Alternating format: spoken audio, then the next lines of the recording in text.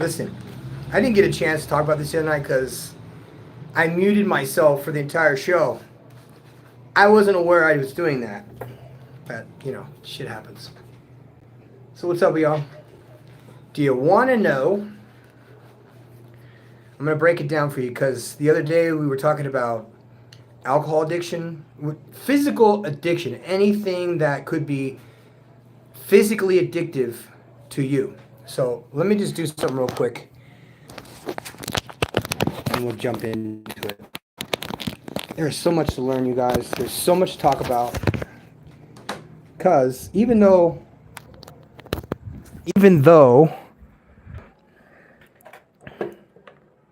most of you guys are free from any kind of addiction, I was definitely in the throes of addiction 20-something years ago. I got sober when I was 28 years old. I stopped drinking. I went to jail, got beaten half to death by the cops, and almost got attacked by dogs. But it had been the last time I'd ever be in any kind of trouble because it would be the last time I took a drink. So the things that they as in the pharmaceutical industry, do not want you to know is that in the United States, everything is controlled by the petroleum and pharmaceutical industry. As a matter of fact, everything in the pharmacy is based on petroleum. And a lot of stuff doesn't work. A lot of stuff is the former shell of what it used to be as far as medicine is concerned, which is why things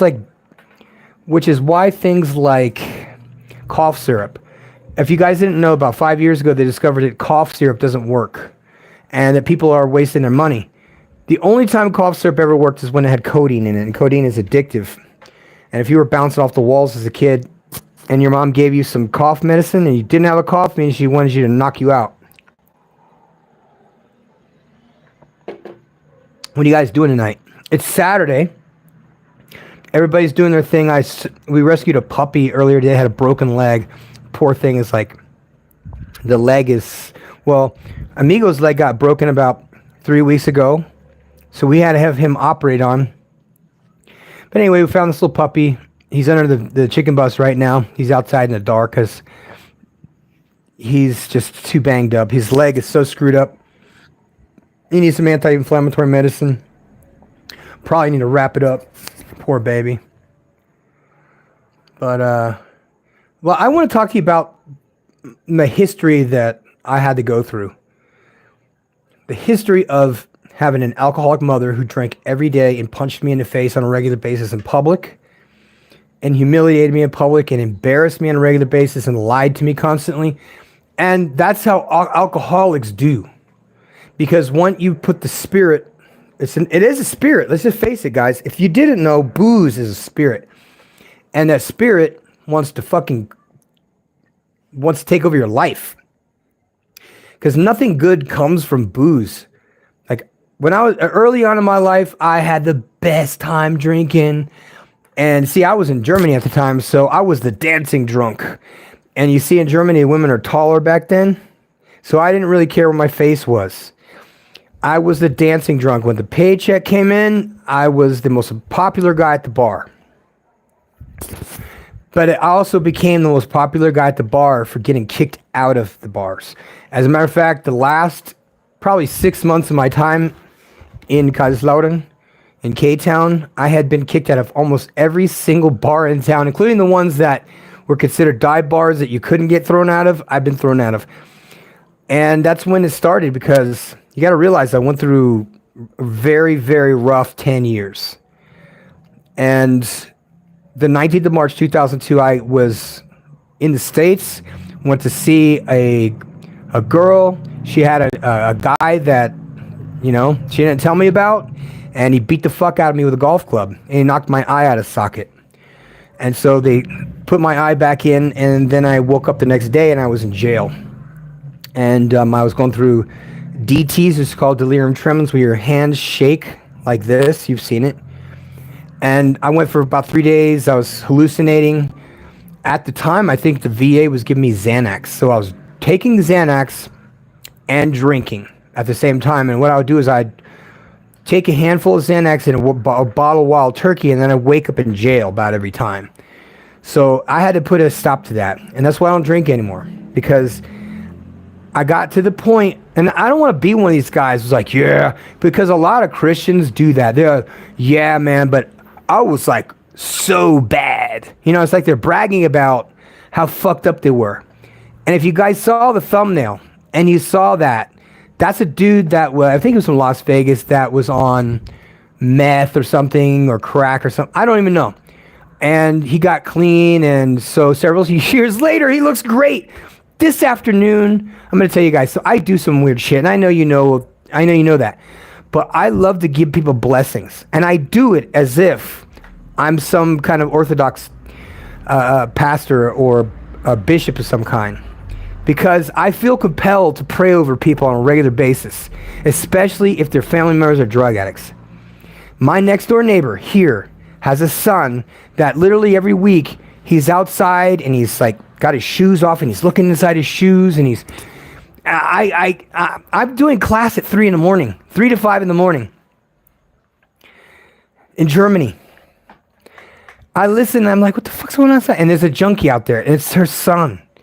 And so the next day I said, ma'am, did you know about a guy that was here last night pretty late in the morning, early in the morning, late at night? She's like, yeah, it's my son. And I'm like, what's going on there? She's like, it's that he has addiction problems. I'm like, oh, really? Well, why don't we talk about it then? Because it just so happens that for the last 2 years, I've been doing the AA jail. I do jiu-jitsu classes and stuff like that inside. Hey, man. What's up, bro? Are you okay? I think I might have an emergency. Is everything all right? Hang on tight. Hang tight, you guys. There's a guy who, we're talking about addiction, and homeboy is literally writing me right now. I don't know why.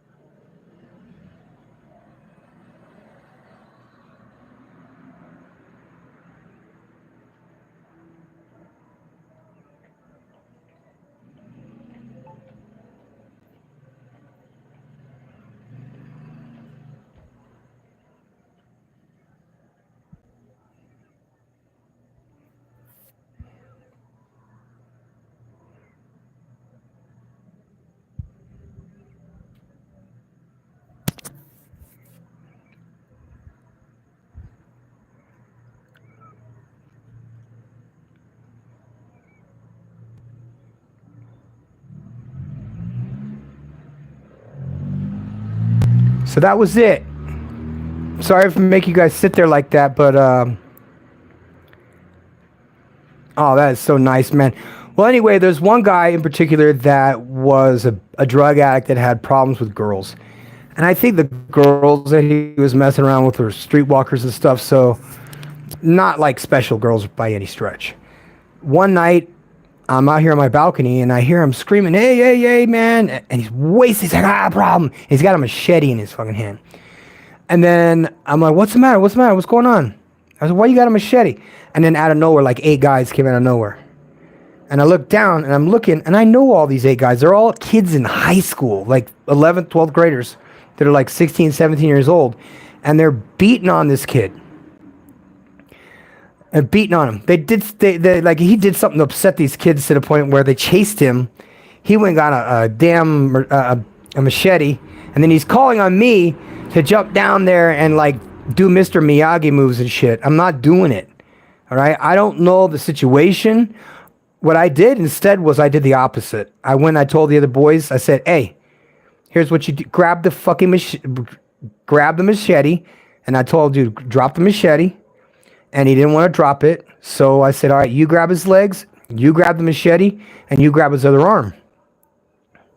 And so kind of did it right. It took 3 guys to get a machete out of his hand. Meanwhile, they're beating the fuck out of him.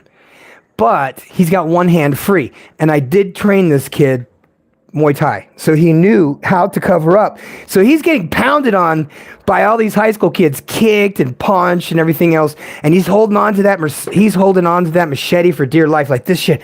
And he's defending himself. And he's on the ground, by the way. As a matter of fact, he went into the chicken bus when it didn't have a floorboard. And they were just wailing on him in that shit. But I talked to him later on that night, and he was mad because I wouldn't help him. I was like, I'm not helping you beat up a bunch of high school kids, first of all. And if you did something to them, why the fuck would you go get a machete, you moron? So you see what I'm saying? Drugs, alcoholics that drink don't do well. All of us make bad decisions as human beings, but if you want to make your life fucking worse, just add alcohol to it. Now, I realize that some of you guys are not addicted to alcohol. You're not addicted to anything.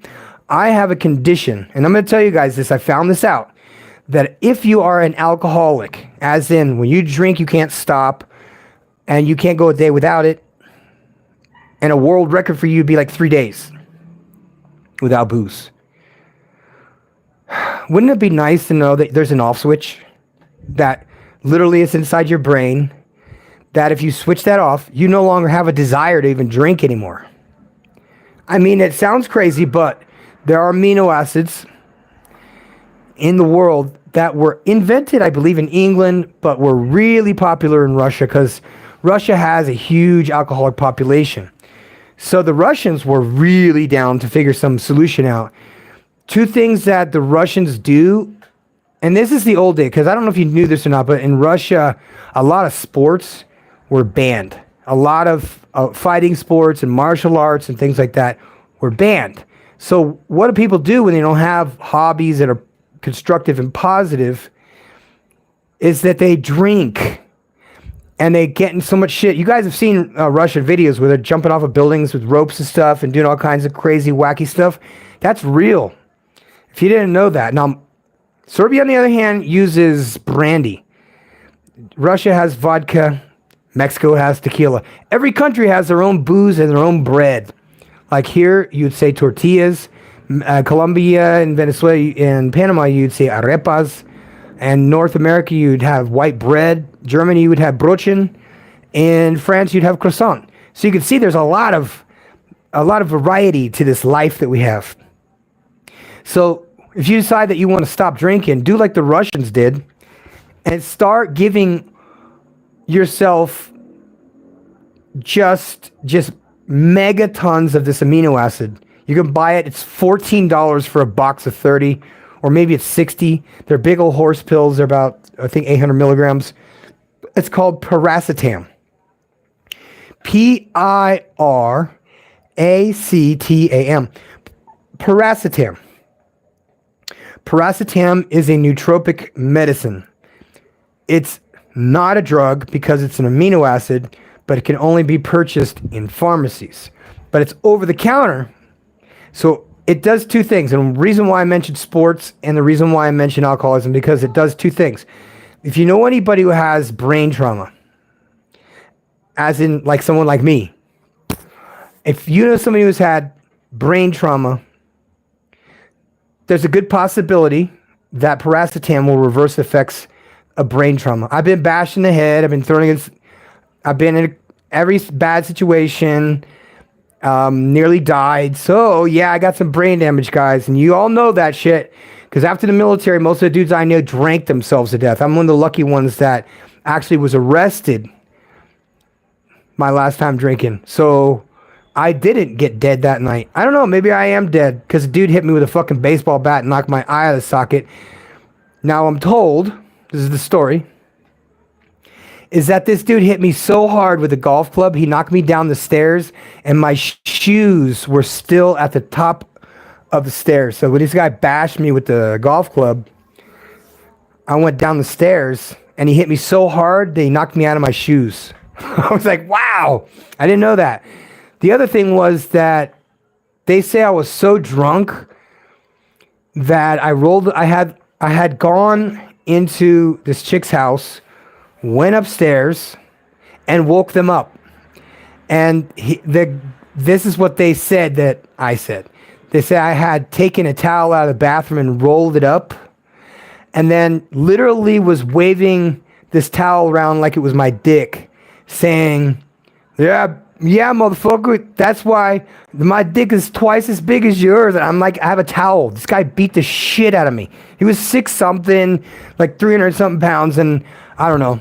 I was probably, 200 pounds solid, but useless because I was drinking all the time.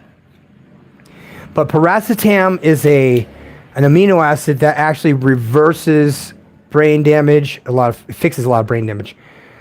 Creatine is another one if you have brain trauma. Now, realize something. If you were an alcoholic, a severe alcoholic, to the point and you've gotten better a little bit, then you might have the same problem I have, which is concussions. Now, when I went to the doctor, she actually asked me, do you know how many concussions do you think you have? I was like, well, fuck if I know. I mean, I don't know, maybe 5, 6. And she's sitting there saying, well, you started doing jiu-jitsu and boxing and wrestling in the military, right? Yeah. And you got hit in the head a few times, of course, but not like to the point where, we're trying to kill each other, bashing them in the head and stuff like that. It's sparring. You know what I mean? If it was competitive boxing or competitive, Muay Thai, it would be a different story. But that's not how it went. I got roped into a relationship. I roped myself into a relationship with a girl named Kelly. Kelly was an American girl, and I knew her mom and her grandma and her brother. Her brother was a junkie, was strung out on heroin, and his wife was actually a crack whore on the street in West Palm Beach. So she would go trick and bring back money, and he would do heroin. And she would go out to the street and go trick and come back with money, and he would go do heroin. Great relationship. What environment. So you can understand why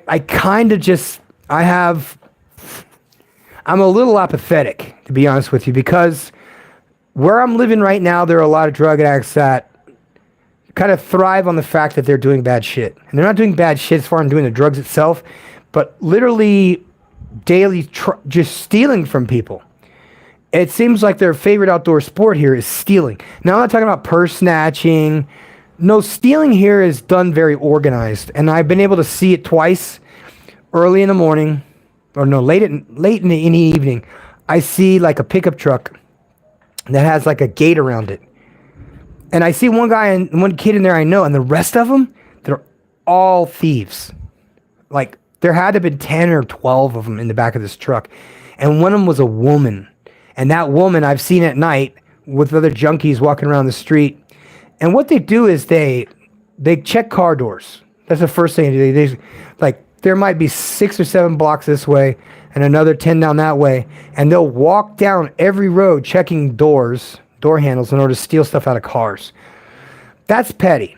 Then there's another group that just steals cars. They're down the street here. They got busted about 2 months ago, and I'm glad. I hope that every thief in La Peña gets put in fucking jail. Problem is, they don't keep them in jail.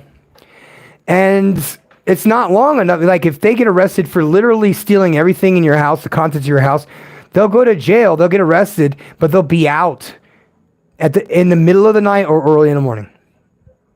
That's just the way it is.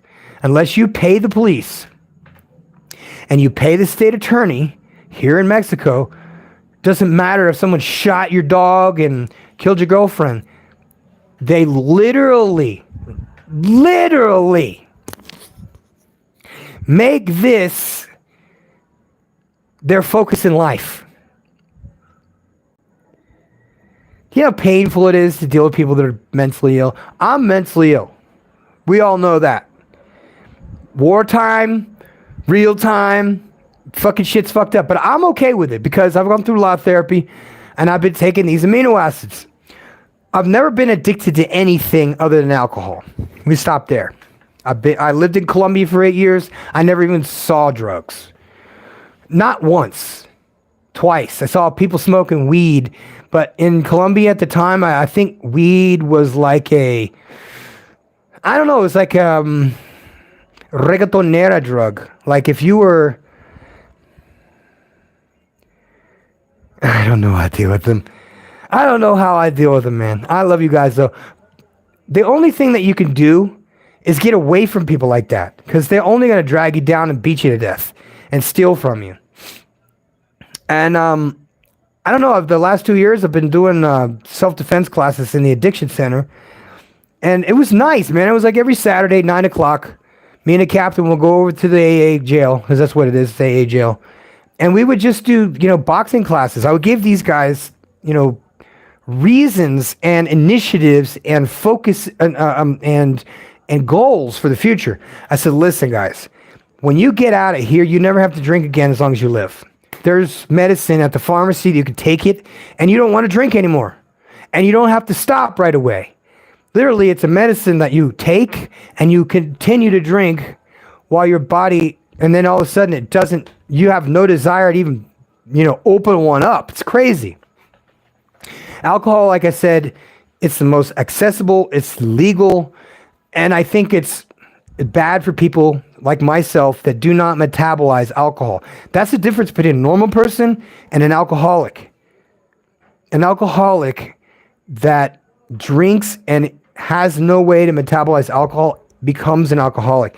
They literally are trying to fulfill the missing metabolite in the body. And the brain is telling you, we didn't get anything down here, put it in high gear. So that's what we do. Now, I've had too many bad war stories to go into, but like I said, I don't want to be one of those guys, one of those Christian guys that's like, dude, I used to be so bad. Well, yeah, but it's also a form of bragging if you talk that way. If I'm going to, relate to somebody and maybe, empathize with them, I'm going to empathize with an alcoholic. It's like, man, I was doing all this stuff. I lost my family. I would be the first to say, good. You got time to fix that shit. Oh, your girlfriend cheated on you? Good. She did you a favor. But that's another thing. Addiction to women is what we talked about last time. This one we're talking about cocaine, drugs. We all know that the CIA imported Colombian cocaine in the 80s, delivered it into the South Side, Chicago, Harlem, and Oakland, California, by the bales. Marijuana, heroin, and cocaine. And this was around the time that Freeway Rick Ross was selling the weight. They all knew he was selling it. As a matter of fact, every single time that you hear these stories about, P. Diddy got this and this drug dealer got that and they got 10 years, they all know everything in advance. If you have a case of any kind, if you have something that needs to be investigated, they already know everything in advance. If you are going to lie to them, they're going to know you're going to lie to them in advance. Which is why I say, take the high road as far as the legal department. This morning when we were doing the podcast with Mr. Goodbread and Mike D, I think it was, and Mike was talking about using lawyers, but really just vetting lawyers, but the whole point was, is like, lawyers are shady, lawyers will steal from you. And he's right, yeah, they basically is just a license to steal. That's what a lawyer is. It has a license, he has a license to steal. Addiction to money can push you in that direction. Some guys got 3 jobs, not because they need the money, but because they love the money. They love the benefits that money offers them. I've found money to be literally a pain in the ass, and I'm sick of it. I would rather she go pay for everything. I don't want to talk to anybody. I don't want to whip up my card. I don't want to, count I don't want to pay for anything. I don't want to. I don't want to be the guy that has to go run around and get in line and pay bills and stuff. I don't want to do none of that. But when you're in Mexico, you know what I mean? But the thing is that I am addicted to goal setting. I'm addicted to getting past where I am right now. And there's a lot of motives behind that. I'm going to be leaving pretty soon, and I'm going to be going to a new station in Guanajuato, for example. Yeah, more money, more need to defend it.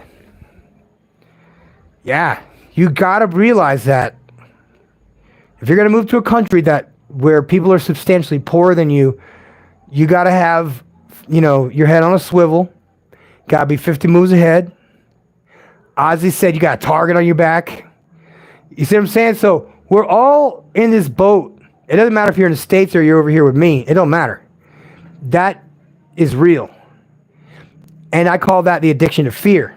See, they say that the most addictive chemical in the human body is cortisol, stress hormone. People love to hate each other. People love to talk down on each other because it causes those brain chemistry feelings to come up. I'm an argumentative person when someone disrespects me. There's no way around it.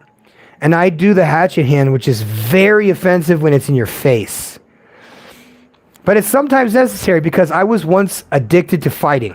I loved fighting so much that, I'm a sparring addict, basically. I just like to, I'm not hitting hard. I'm just doing what I do. And it's great exercise. I'm not doing it to beat people up. I'm not doing it to be a tough guy. I already am a tough guy. You just don't fuck with me.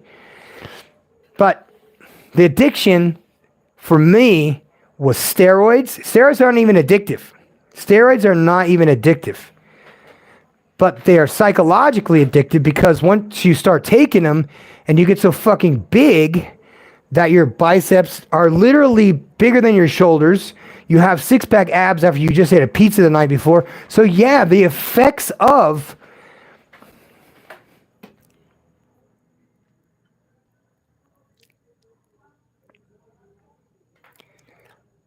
the hatchet hand, baby. You know what I'm talking about.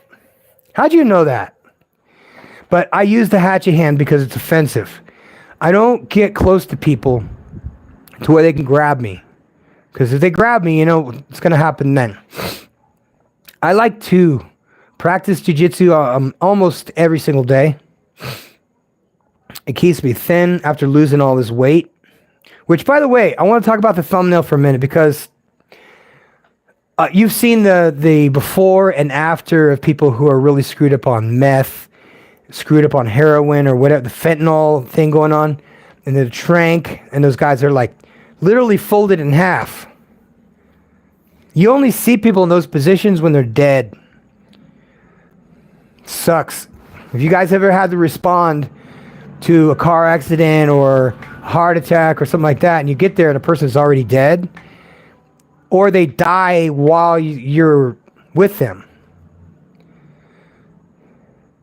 It's a weird thing, you guys. I do. I'm a weirdo too, though, guys. I'm a weirdo like that. I'm okay with it, though.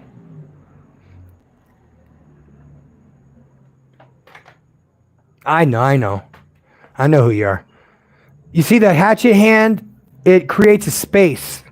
And when you're doing jiu-jitsu, you want to have something to measure the distance between you and the other person's head, which would be probably in line with their foot. And if you're going to do like it's not a heel hook per se, but anyway, you grab the heel and you pull it, and then you take the mount, or you take their back.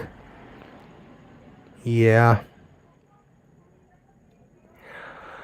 How do I deal with them, Ozzy? I'm not sure what the question is. I'm not where I was in my speech thought pattern.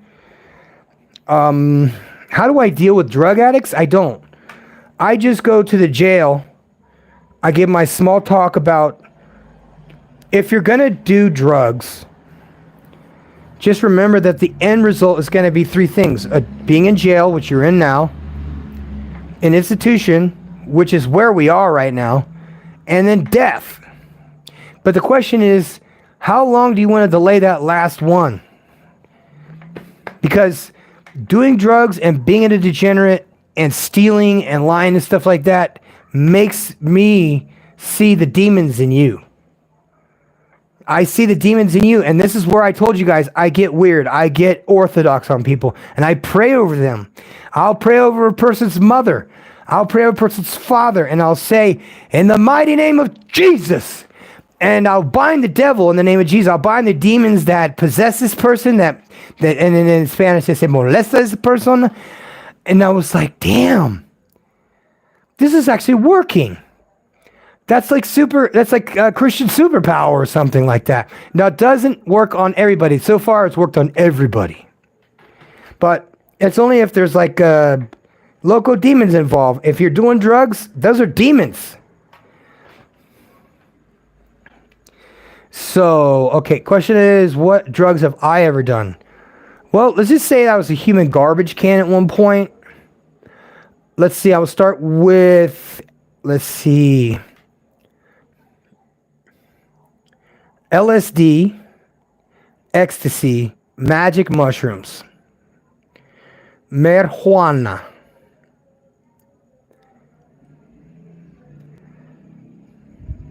all that stuff I've never touched before. I couldn't imagine shooting myself. I could do all the steroids in the world, but putting it into my vein, forget that, man.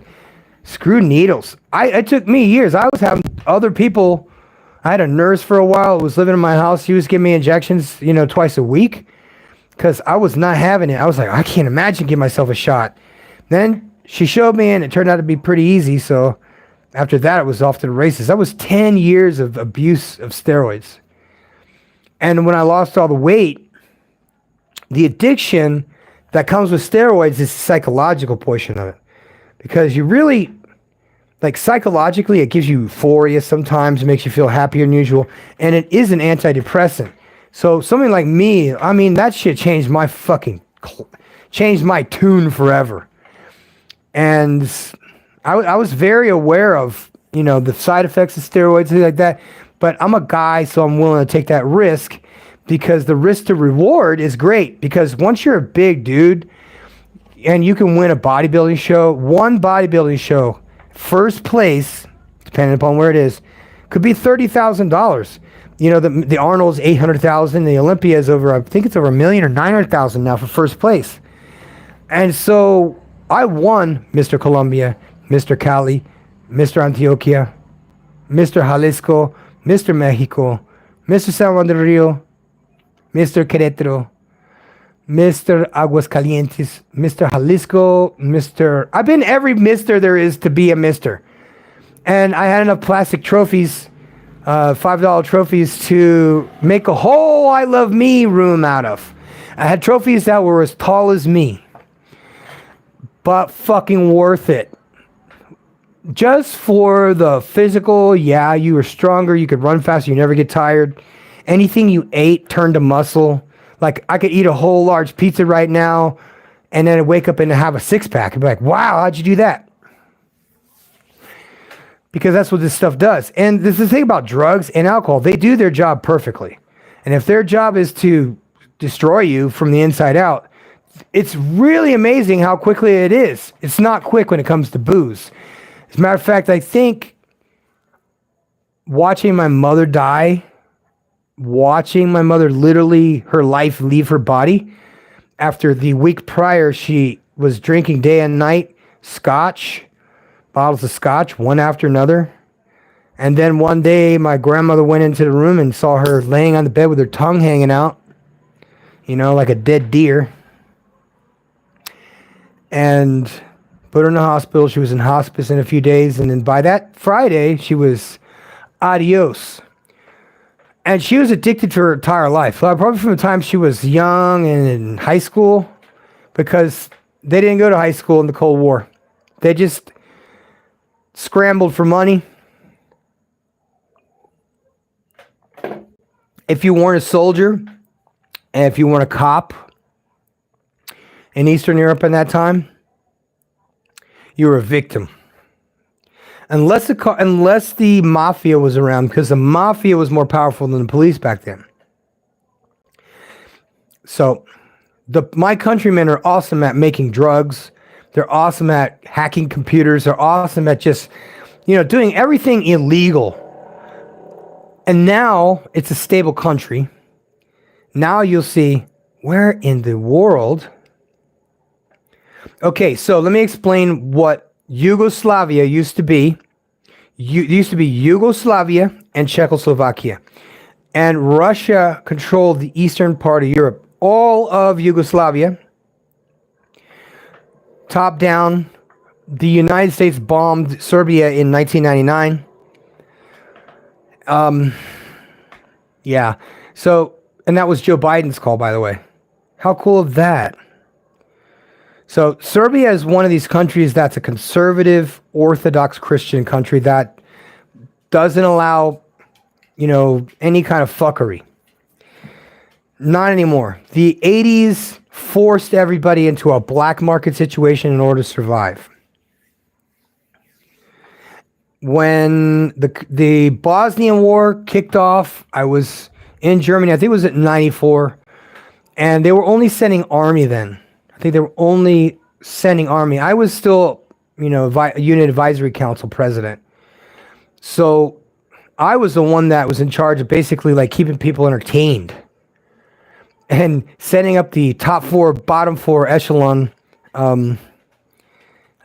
meetings with the general. I worked for a 4-star general. He was a good dude. He was the chief of staff of the Air Force. He was like the ultimate, like, old school, old world guy that was like, he was a nonsense guy. But look, he was a pilot in Vietnam. He was a pilot in the Iraqi War. When he came to Kuwait, he and I wandered around Ali Al Salim. And while we were doing the ditch and berm thing that I was telling you about, while I was operating a dozer, we found this giant rock. And we drilled a hole into the top of it. And one of the guys at the metal shop made a sword and put it into the thing. And then we cemented it shut. And then we carved in the front the rock. And then that was like, I think that was like the 4th rotation of people in Ali Al Salim, Kuwait at the time. So, and it was a pyramid. They had pyramids there. And I re-enlisted on top of the pyramids with a fucking astronaut. Hey, guys. I re-enlisted. Oh, that's cool. With Colonel Anderson. What? In Kuwait? No, you're fucking full of shit. And then I had realize something. I had the giant American flag. It was like 230 pounds jacked. And he was a good dude, man. I can't explain to you guys how smart these people are. So, and he didn't fly to the moon. He was a test pilot. But a colonel nonetheless who re-enlisted me. So what are the medicines that you get at the pharmacy before I get throttled again and it cuts off my stream? What medicines cover what drugs to be free from? So let's just say cocaine. Cocaine and alcohol operate on nearly the same receptors of the brain. And since they operate nearly the same medicine applies for both cocaine addiction and for alcohol addiction. It's a nootropic. It is completely legal. It is the basics of all nootropics. If you've ever heard people refer to racetams, a racetam is a type of nootropic drug, which is a smart drug, and it's an amino acid, and it dulls the desire to drink some ridiculous amount, like 70%, and cocaine, forget it. You don't even want to touch the shit. Just not of any interest to you. It's kind of weird how those amino acids act on the brain in that way. So the reason why I am anti, like literally, I think cocaine's the most nefarious and like such a malevolent drug to begin with, where I've seen people like beautiful couples that decided, oh, we're going to do some coke or do some blow before we go to some concert, only to see them at 6 and 7 in the morning the following day, just looking like a bag of shit. Look at the man, looked like he crawled out of some sewer. And, you know, she looked like she went through the spin cycle. And I'm hearing them bitching at each other, and she's like crying to him about how he had more. Doesn't that mess you up, hearing that? Like a perfectly beautiful couple, and hearing them arguing about who had more cocaine. So I give these dudes paracetam. I don't give them anything. I just take them to the pharmacy. He wants paracetam. Get that. Start taking it once a day. It has no side effects whatsoever, and it might actually make you smart. Yep, it's called paracetam. Piractam. You can look it up on Google, but it's great for dementia. It's great for prevention of dementia, and Parkinson's and Alzheimer's disease. All of them are affiliated. Same side of the brain, same addiction center, you know, same pleasure sensor. All of them are safe. It's just a short circuit somewhere in the brain. This is the off switch. While you got the off switch out, you're going to take the fuse and change it and put it back in service. That's what this basically does. It basically disconnects your brain temporarily. You know? So let's talk about the next one on the list here, and that's psilocybin. Psilocybin is the active ingredient in magic mushrooms. Now, the addiction I'm referring to is not magic mushrooms. Magic mushrooms, active ingredient psilocybin has the ability to get a person to stop smoking cigarettes forever. Cigarettes, actually, it basically resets your brain. So if you do a 5-gram dose, which is like a heroic dose, of psilocybin in darkness, and you have your eyes covered up in silence, you have your ears covered up, during that little 4-hour window that mushrooms will do to you, it'll take you and put you in the presence of all of your problems at once. It'll tell you all your mistakes. It'll tell you where you're fucking up, and it'll actually give you an assimilated, like made up story of how to fix the problems in your life. We're talking about taking a dose of medicine, plant medicine. Now, you cannot buy psilocybin in the pharmacy, but there is something you can buy, and this one is the big heavy hitter. This is for heroin addiction, crystal meth addiction, alcohol addiction, cigarette addiction, cocaine addiction, fentanyl addiction, and the rest of them. Whatever drugs are addictive, this will definitely work, because the medicine lasts 4 hours. You take it, it's very tremendous. You have to go into a room, turn off all the lights, or, you know what I mean, you have to keep your eyes closed. And that medicine right there, ibogaine, which by the way is an African root. It's like yohimbe bark. This is a bark as well. They grind it up and make it into capsules. And so far so good. They sell it they actually have clinics now in Baja California for drug addicts from California to come and them to administer ibogaine to these heroin addicts. It seems kind of strange. We would think, why would you give somebody, you know, a hallucinogenic drug to get over being addicted to drugs? Doesn't that seem counterproductive? No, it's not, and it's not counterintuitive is what you mean. What's happening is that you're getting an inside job done, because there's a cause and condition of why people drink, and there are causes and conditions of why people end up on drugs. The number one reason is because you don't have a father in your life.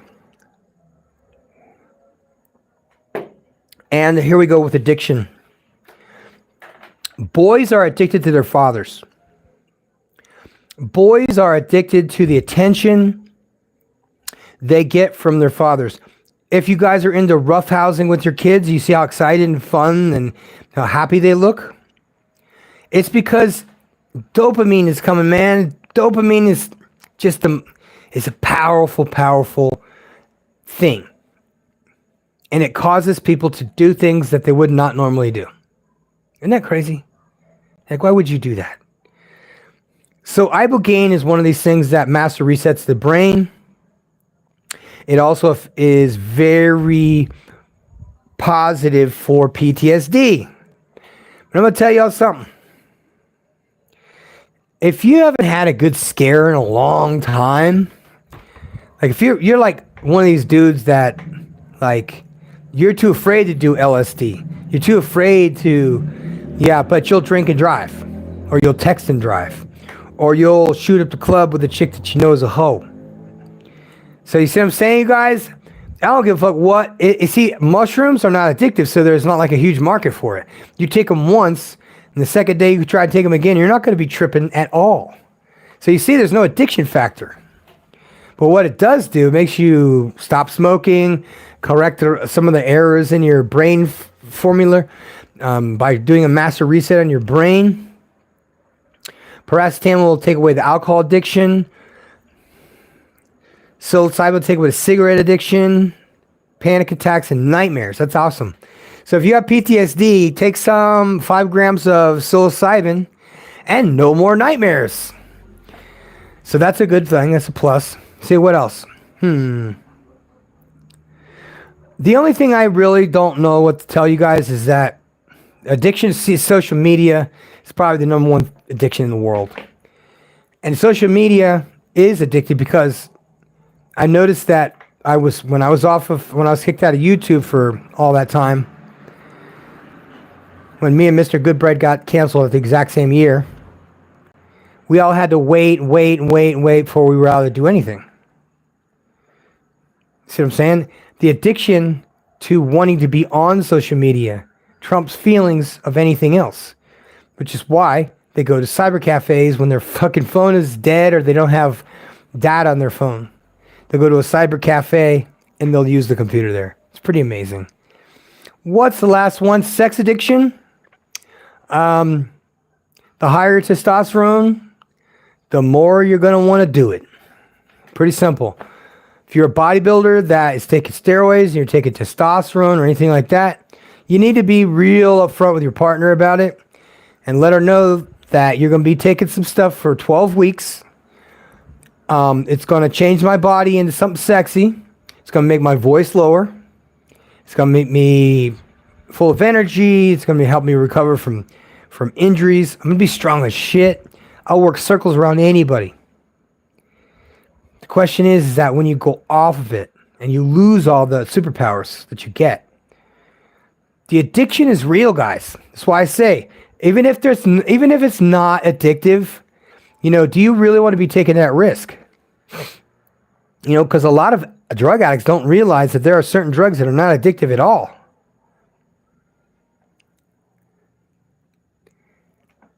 Serbia, man. Serbia.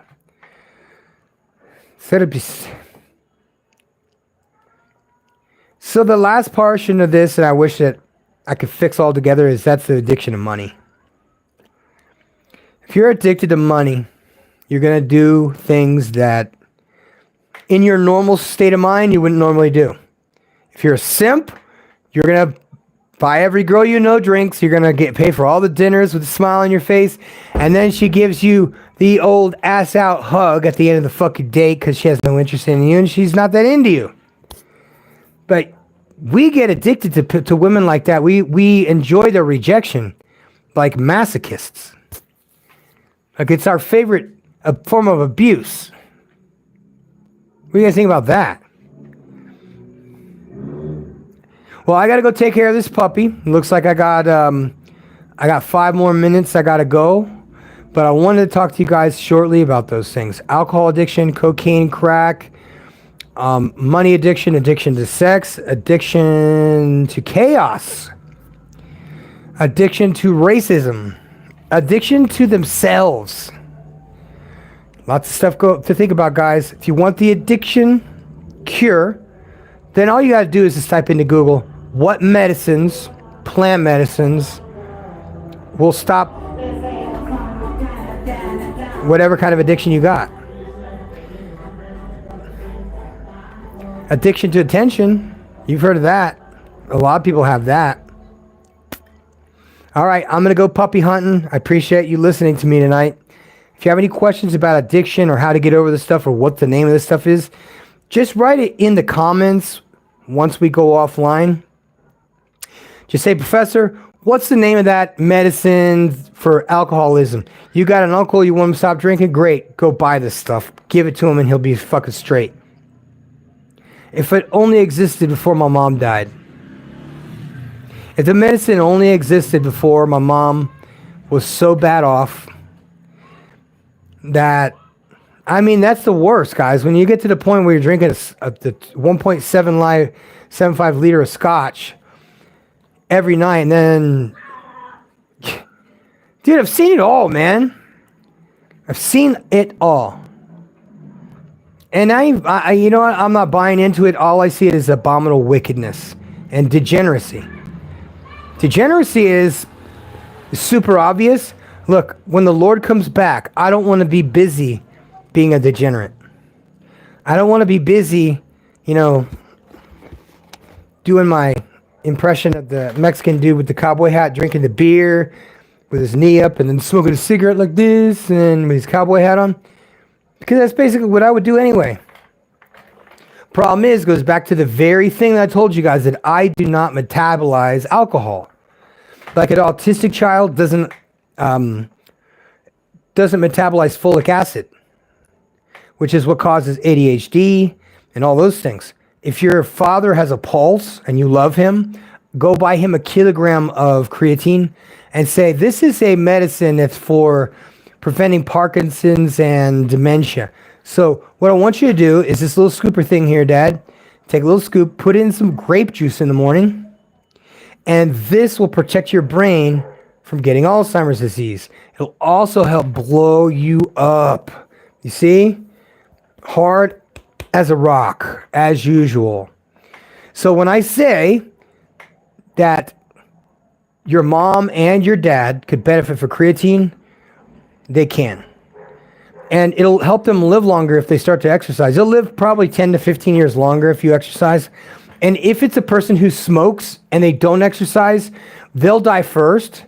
Then if it's a person who does smoke but exercises, they will die last. Take a person who does not smoke. Take a person who is fat but doesn't work out. That person is not going to last as long as the smoking, drinking, dancing drunk over here that invested into his ability to process that process. How you like that? You see what I'm saying? Once you fine-tune your life, there's nothing anybody can say about you. There is nothing anybody can do to upset you. If you got problems in the future, you got armed guards and you got lawyers. So that's what I'm saying, guys. It's a pain in the ass. If you got money, and I'm not talking about some $30,000 millionaire. Literally talking about the 380 game. The 380 game that I've been at for a while. So the addiction to the 380 game is real too, because a lot of times I might not hit my 380 per day. And I'll feel kind of like a pit in my stomach, like I fucked up, like I did something wrong, man. Yeah.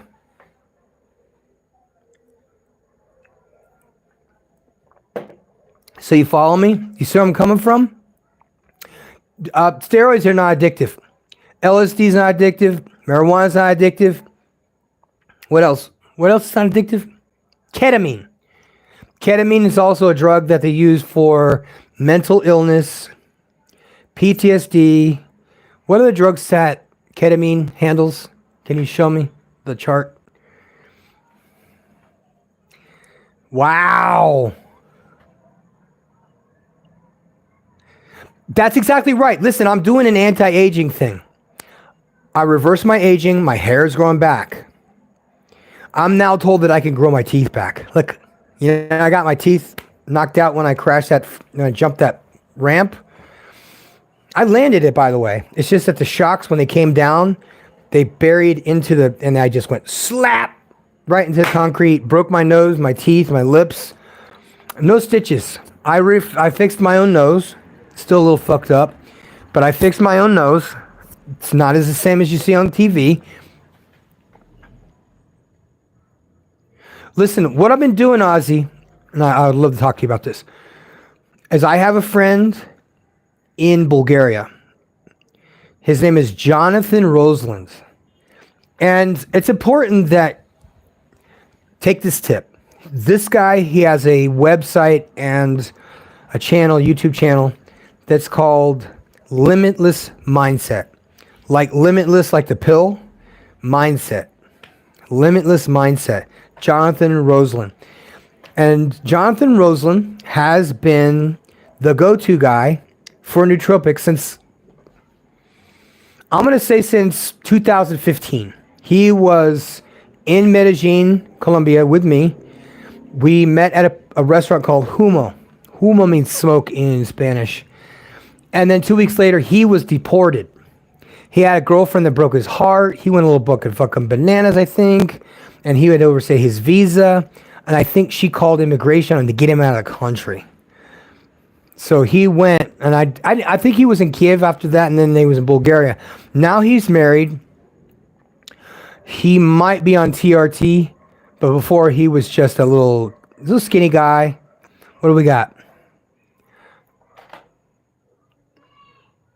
I think I've seen him. He's from Colorado, right?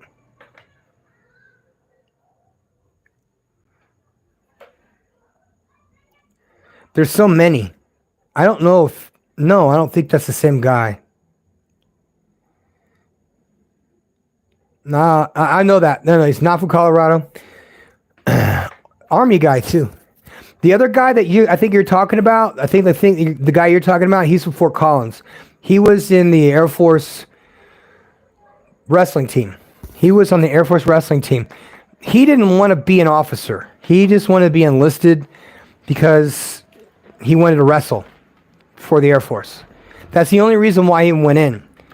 He didn't want to. He like me. We don't do this for money. Are you kidding me? You'll starve to death. You remember that old that song was like, "You're in the army now. Your girlfriend should look like a cow. You son of a bitch, you'll never get rich. You're in the army now. You're in the army now. You'll never get rich. You son of a bitch. You're in the army now. Praise the Lord and pass the ammunition."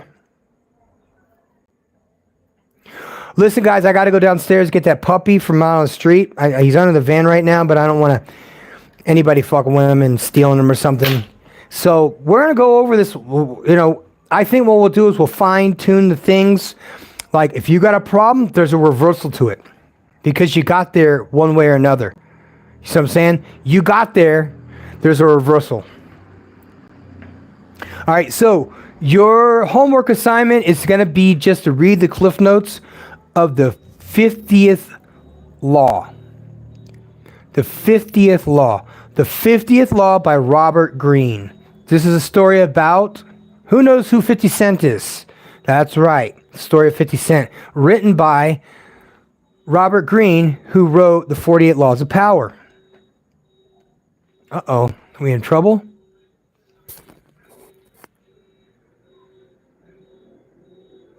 Yeah, dude, they're all full of shit. Okay, all right. Believe me, I was astonished. I was a little bit in shock. How is that possible? Show, baby, show. That's weird. That was really weird.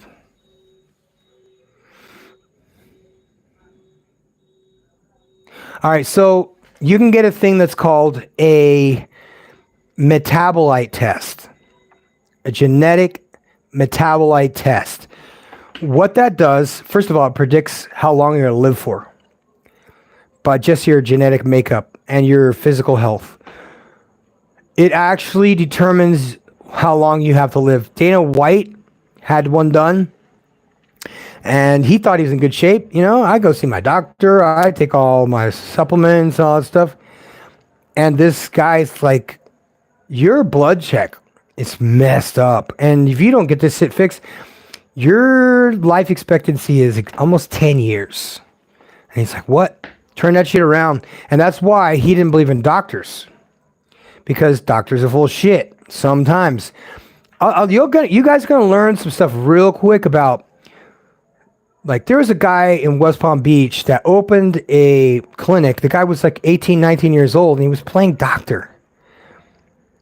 He's playing doctor on real people. That's weird. Isn't that wild, you guys? Because doctors are not the same as they used to be. They're just not. They don't know anything. I learned that when I was doing gear. Only bodybuilders told me the truth. The rest of them are like, it's going to destroy your liver, and you're going to, you're going to have road rage, and you're going to want to kill everybody. And I'm like, I feel that way now.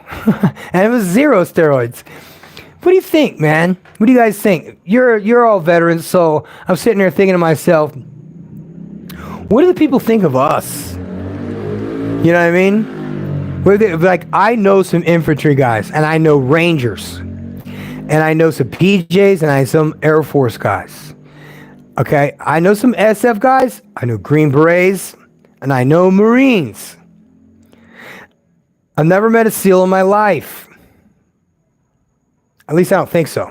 I've seen them in the chow hall, but I've never talked to them and met them or anything.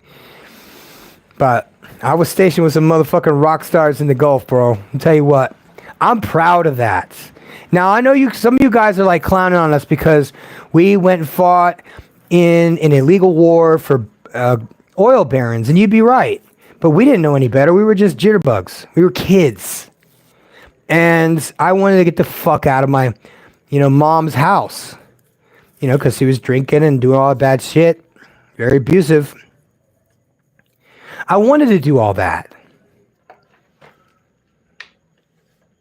I wanted to go break faces. That's why I joined the military, to go fight me a fucking war. Do you think I joined the military because I thought, wow, what a cool uniform? No. I joined the military because I'm too smart for the civilian force. I could have gone to Brown. I chose not to. I got accepted into Boston College. I decided not to. I went and got married to my high school sweetheart like a dumbass. By the 8th year, we were divorced, had a child, and then 18 years of child support, alienated from me. So yeah, there's that. I gotta go. Do me a favor, hit the like button, please. Hit the like button, and hit the like button one more time. And hit the like button for Jesus. I need to know, a show of hands, how many of you are interested in coming to Mexico to the castle? If you want to come, you let me know. I'm going to tell you right now is yes. If you come across the footbridge in El Paso, or if you're in California and you come through Tijuana, I'll make sure you get picked up. I'll make sure you get picked up and then flown to Mexico City or to Leon. Leon's closer, so you'll only be in the air like 30 minutes. You'll probably be in the airport longer than you'll be in the air. That's how close it is. We have a big old ring where you can land right there. And it's right next door. During the time that it's a week-long thing we're doing here, we're going to do kung fu movies at night on a big projector screen, like a drive-in theater. Right, see, we have the Toro ring like this, and we have a big old shipping container that we use as a projector screen. So I figured we would have fun, and I would start showing, bootleg, ninja, Bruce Lee movies. I love kung fu. And since it's the middle of nowhere, and not many people have ever seen a Chinese person, I think it would be cool to do free movies. See, and I tell everybody, I was like, you sell tacos and you sell beer. Both of you guys go crazy. Just sell whatever you want. And you guys sell tamales. So bring your little bicycle ass over here. And then tell your brother who does carnitas on Sundays that if he wants to come, man, bring him on. And see, I throw the event, which doesn't cost me anything. Then I have vendors that come and they give me free tacos. They give me free coconut water. I'm good with that. I'm good with free stuff. I don't want money. Money, oh man, I don't even think it's too hard for some people to comprehend the fact that more money, more problems, but more money, more need to protect yourself and defend it at all times, and it's exhausting. So you're better off, instead of being addicted to that money and addicted to all your possessions, all your worldly stuff, things that don't mean anything, things that don't mean shit. But yet we fight wars over that stuff. We fight wars over stuff. We fight wars over black, smelly petroleum. Unbelievable, guys. Well, I got to take off. I really appreciate you guys tuning in. I'm the professor, and I'm out. Yo.